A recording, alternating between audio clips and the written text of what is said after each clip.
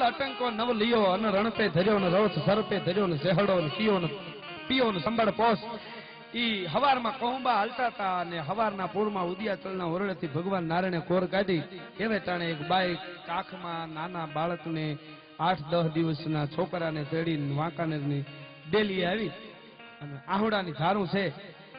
આ તો રાજપૂત મહિયો ભીમ મહિયો છે ઉભો થઈ ગયો. બેન શું થયું કે બેન કેતા પેલા ધ્યાન રાખજો, બેન કીધા પછી બેનનું રક્ષણ કરવું પડશે.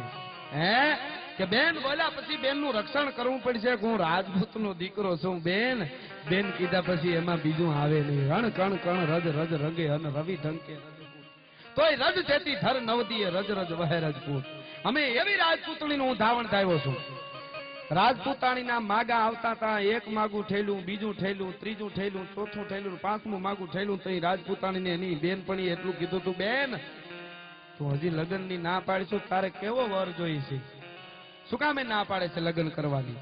તો રાજપૂતાણીએ કીધું કે સયાર હે મારી બેનપણી સયાર પહેરું છૂડલો કે ઝીણરી આંખિયા લાલ પછી ઘડી ભર રહું સુહાગણી તોય મારું આખું આખું નિયાલ. એવા રાજપૂતની હારે મારે એવા મર્દની હારે ફેરા ફરવા એમ ઈ રાજપૂતે કીધું. બેન કીધી એટલે એમાં બીજું આવે ની બોલ બેન કે બાજુના રાજાની હું રાણી છું, હું એક ક્ષત્રિયાણી છું, પણ હું અણમાનેતી છું અને માનેતીને અને અણમાનેતીને અમે બેયની દીકરાના જન્મ થયા છે.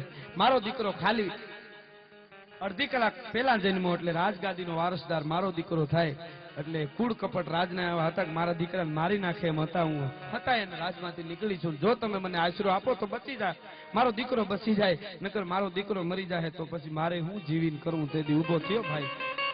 એક જટા તણી લટ તોડી મહા ઉઠ્યો કાળ ગાળહ મોડી. તેથી ઈ ભીમ મહિયા નામનો દરબાર છે એને ઉભો થઈને કીધું કે ભલે હવે જાડે જો આવતો અને આવ્યો. ટૂંકમાં વાત કરું, વાત તો લાંબી છે પણ ફોજ લઈને આવ્યો. નદીને સામે કાંઠે ફોજ પડી હતી.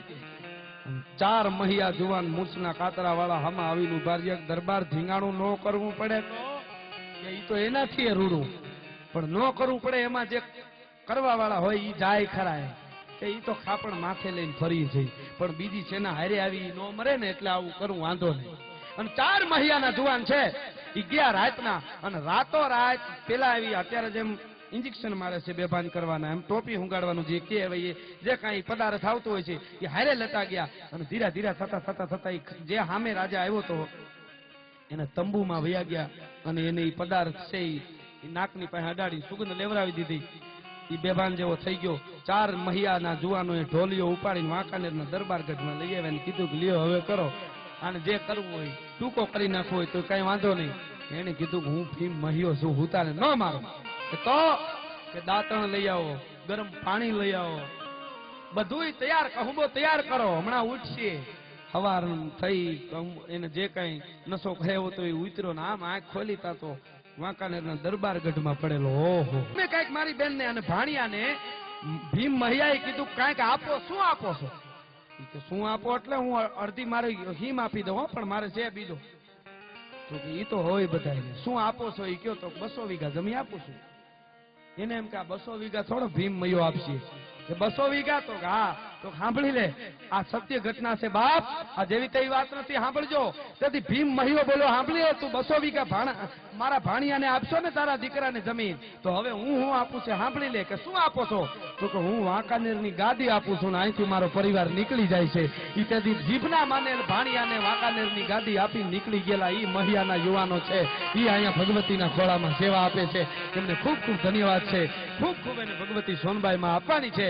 એટલે આગળની કડીમાં મેં લખ્યું છે હે આઈ સોનબાઈ હે માં કે મારી તું બાઈ તું મારી તું મધરાતે એ વગડાની મીઠી મીઠી લે રખી એ મણી માહન બાઈ માજ રાતે વગડાની મીઠી લે રખી મારી તું મધરાતે હે માં હોનાલ આજે મધરાતે લેરખી આવી છે ને પવન ની આવે છે ને બધાને જે જીવાડ છો ને ઈ તું છો. અને મારી તું હવારના એ પંખિયાનો